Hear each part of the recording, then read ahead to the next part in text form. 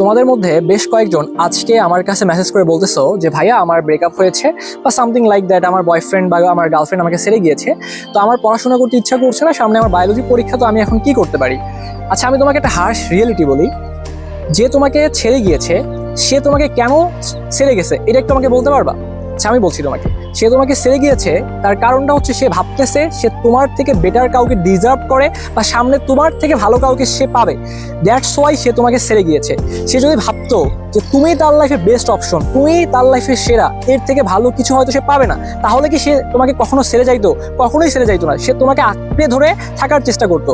But যেহেতু যেই moment থেকে সে ডিসিশন নিয়ে ফেলছে যে সে তোমার থেকে ভালো কাউকে ডিজার্ভ করে, ওই মোমেন্ট থেকেই কিন্তু সে ডিসিশন নিয়ে নিচ্ছে অলরেডি যে সে তোমাকে ছেড়ে যাবে। এটা হচ্ছে সব থেকে ইন্টারেস্টিং পার্ট। এখন তোমার করণীয় কি? তুমি একটা জিনিস চিন্তা করো, যে তোমাকে ছেড়ে গিয়েছে, যে তোমার সাথে প্রতারণা করেছে, যে তোমার সাথে চিট করছে, এটা তার উপর ছেড়ে দাও। সে চিট করছে না, এই মানুষগুলোকে ভাইয়া, আল্লাহর হস্তে ভাইয়া, এই মানুষগুলোকে কখনোই ক্ষমা করবে না।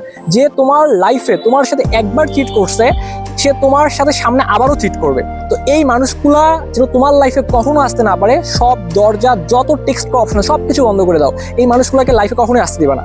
এদেরকে ক্ষমা করা যাবে না, এদেরকে ক্ষমা করলেই পাপ হয়, বুঝছো? এই মানুষগুলোকে কখনোই ক্ষমা করা যাবে না। তোমার লাইফে একজন চলে গেছে তার মানে সবকিছু যেমনটা না, সামনে তোমার লাইফে আরো বেটার অপশন আসবে, তুমি দেখবা সেম মডেলের অনেকগুলো জিনিস পাবা।